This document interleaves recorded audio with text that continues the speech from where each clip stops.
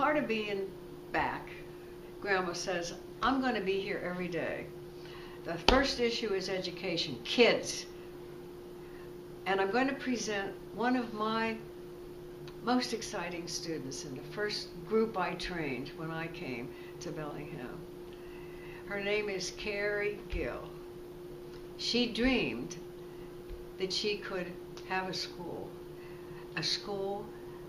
I won't even say anything to describe it, because the first episode of Grandma Being Back is Carrie Gill and her magical school. One that transforms consciousness and lays out what education to kids is about. Come back. You'll like her. She is a bombshell. Bye. Good morning. I'm talking to one of my very best friends who, when I met her, had a dream of having a school. And she was in a group of women, and we all encouraged her, go for your dream. And she did. And so we're sitting in the backyard of her school. I'm Carrie Gill. And this is Carrie Gill. Tell us about your how did your 6-year dream work out? Woo! Short version. The 6 years we've had school here at Wheels of Life School have been what I call emergent. Isn't that life? Emergent. I had an idea and it changed again, and then I got new ideas, and each group of families and each group of kids that had new needs worked into the plan that I knew was beneficial, and that was freedom and respect and trust. And those are our 3 words that we work with: respect, freedom, and trust. And the kids have the freedom to figure out what they want to learn, and the trust to take time to do it, and the respect to do it in the way that they find appropriate for them. It's not age appropriate, it's not developmentally based. We don't have anything that's standardized because each kid learns differently. And although we expect respect and trust out of each kid, they have a different way of showing it. So 6 years, Wheels of Life School. This is the last year it's transitioning over to a new owner. So it's been hard, and it's been amazing. And we have 10 kids right now, multi-age. And the families work here, and they teach here, and the kids play here, and they learn here, and they work here, and they teach here. What's the biggest change in terms of your perception of your dream over the 6 years? The biggest change is, in the beginning I thought I had to prove that kids were learning all the time. And so I was constantly looking for innovative ways to prove that through dynamic play and kid-centered learning, they were actually gaining the skills that parents wanted them to gain.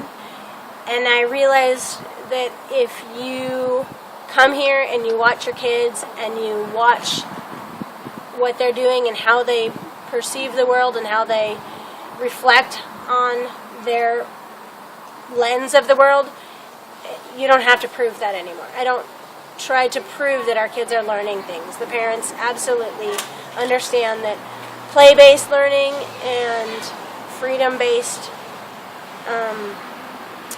learning is happening, and they actually get the skills that they need. I keep looking over because they're all so busy doing what they're doing right now. Here, let's take a little look at the kids in their beautiful space.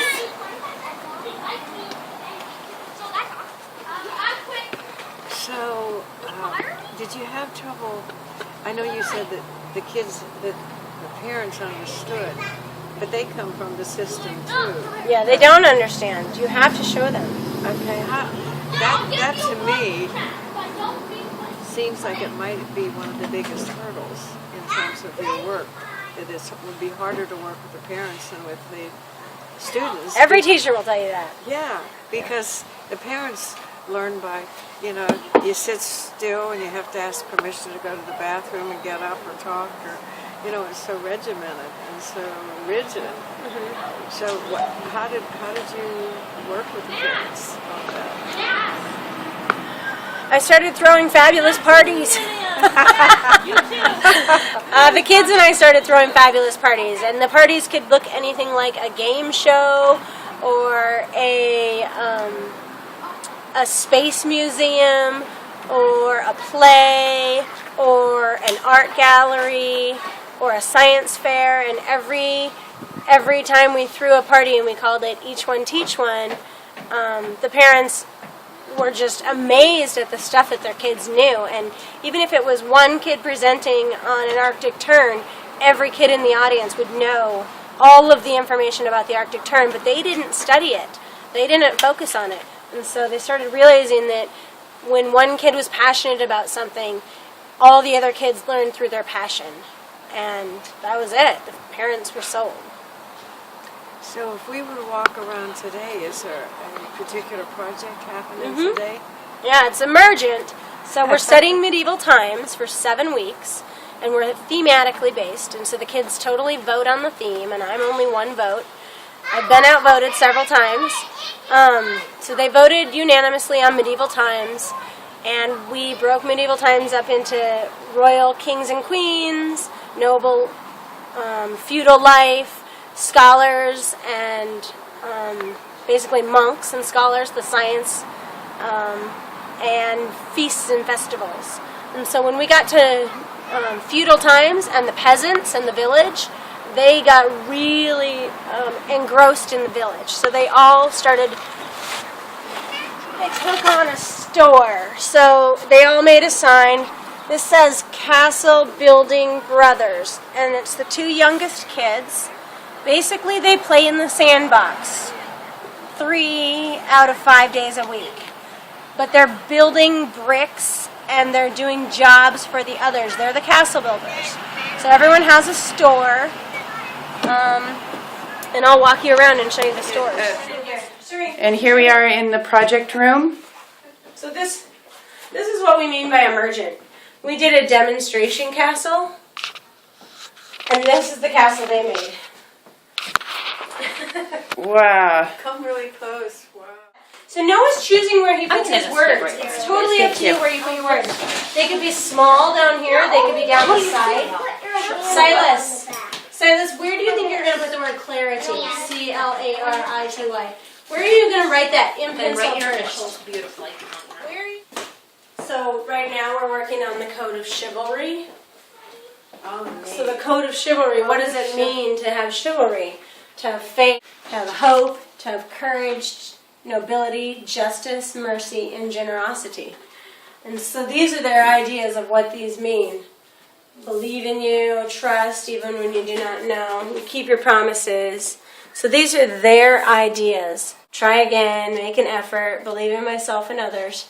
So they're working through these steps in order to become a knight.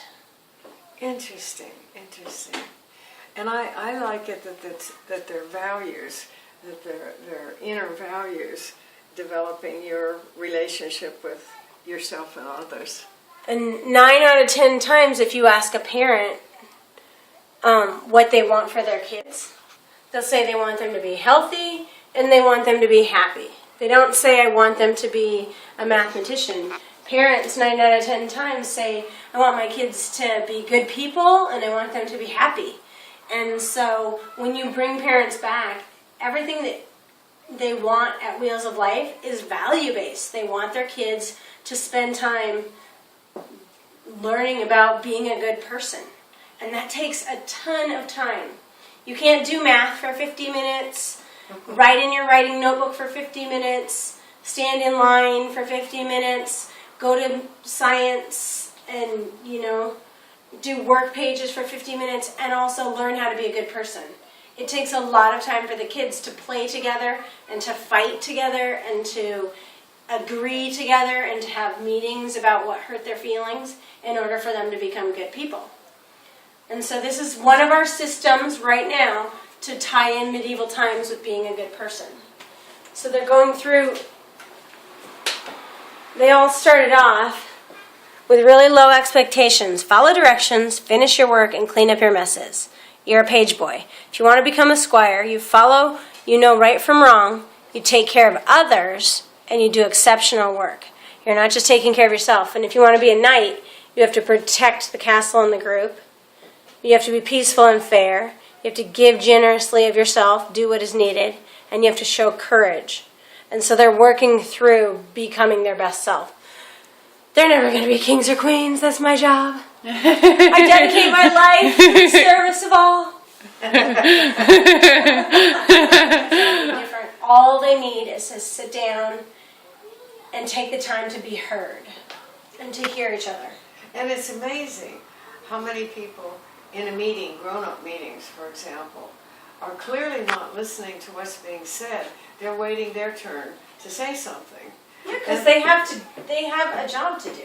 Yeah. They have to get their point across. Yeah, and it is like really interesting when people can say, wow, I feel listened to. I feel heard, yeah. Yeah. And we use the nonviolent communication method. It helps. Listen to somebody else first, and then their defenses are down, and then they might listen to you in return. So, but if you look outside, it's not 10-year-olds playing with 10-year-olds. It's not girls playing with girls. It's all different kids of all ages and genders working with each other. They're not segregating because they're just all humans. They're taking care of each other. It's really, it's the only, it doesn't happen. We're all segregated. It's true. When's the last time you hung out with a teenager?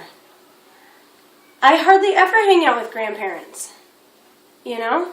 We're all age segregated, and we're all career segregated, and culturally, minutely segregated by religion. And these kids are playing with whomever sparks their interest at the time. It doesn't have to do with age. It doesn't have to do with gender. I love it. And that's how they take care of each other. Yeah. Yeah, they're being humans together. And learning how to share. Share time, share interests, share who you are.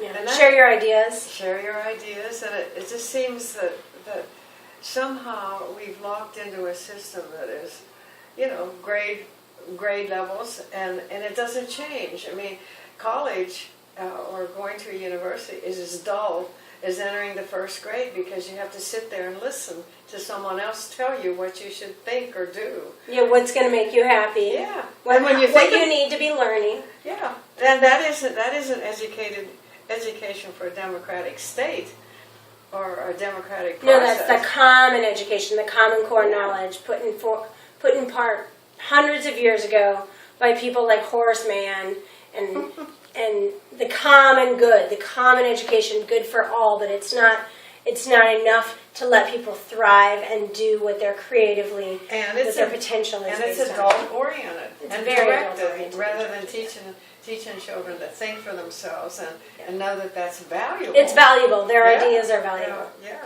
Yeah.